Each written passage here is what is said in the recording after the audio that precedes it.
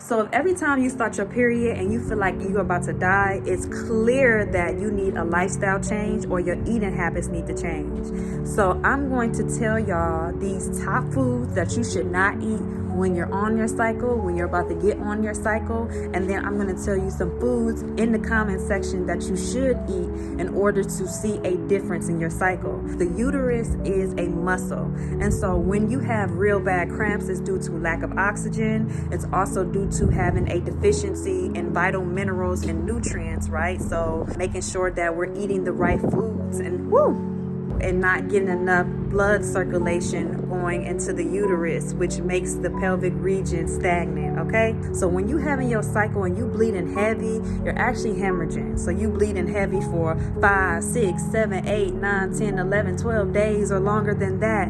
That's not normal, even though it's common. I don't care what nobody tells you. So let's get straight to it. Okay, so number one is red meat or processed meat.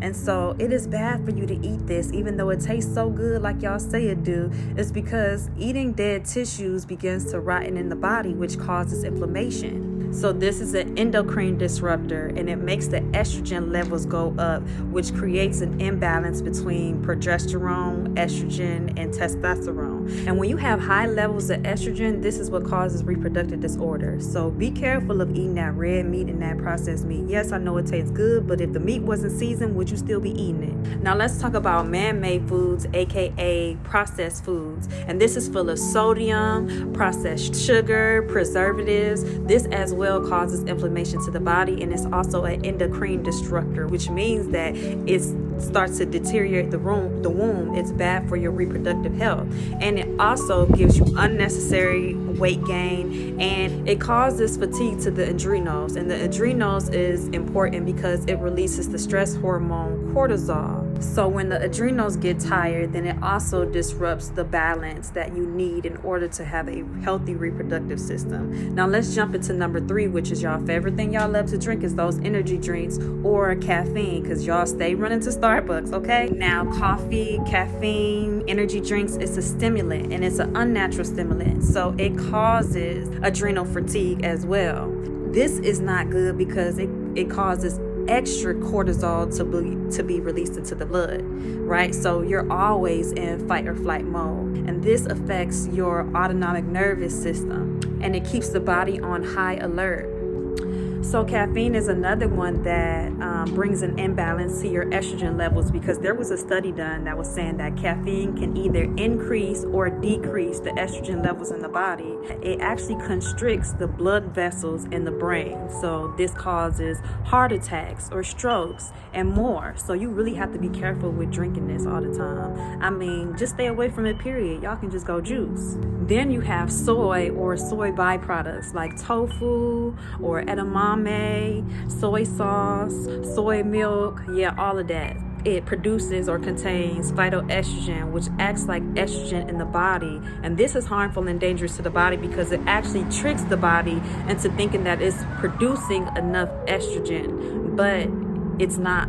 And this causes the body to actually produce less sex hormones. And I don't know if y'all know this or not, but soy actually negatively affects your ovulation cycle by delaying it or either preventing it. The last one is dairy, and this includes eggs, cheese, and etc. Now, people only know dairy for having acne, but it does way more than that. It causes gut inflammation, right? It causes inflammation to the liver. It also puts a lot of mucus on your digestive tract, and when you have so much mucus on your digestive tract, it makes it harder for the body to absorb minerals. It actually takes minerals out of your bones, like calcium.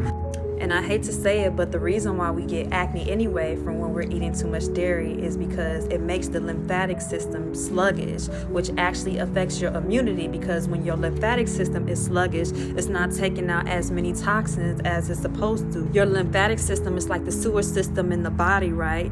And so if your lymphatic system is sluggish and your liver, which is also a powerhouse in taking out toxins out the body, is inflamed, then so if you want your period to stop taking you out, then I suggest you eliminate these foods out your diet or significantly reduce these foods if you can't eliminate them. Aside from eating healthy foods, I really recommend our womb restoration tea, which is a natural way to reboot the reproductive system, right? So it's going to help reduce your cramps. It's going to get the blood flowing to your pelvic region. It's going to provide oxygen into your body. It's going to take out the toxins in your body. It's going to help your uterine muscles relax. It is going to make you feel like a brand new woman. And when your womb is functioning correctly, it affects your whole life as a whole. It helps you to manifest better and all other things. So even if your cycles are irregular, the womb restoration tea will also help to regulate those cycles. And if you're bleeding for longer than 4 days and you're bleeding heavy, it's going to reduce those heaviness so that you can have lighter periods. And it's also going to reduce the duration of your cycles, right? Because it's hard already to have a heavy period, but also you having this heavy period for over a week, 7 days, that's insane. I'll see y'all on the next video.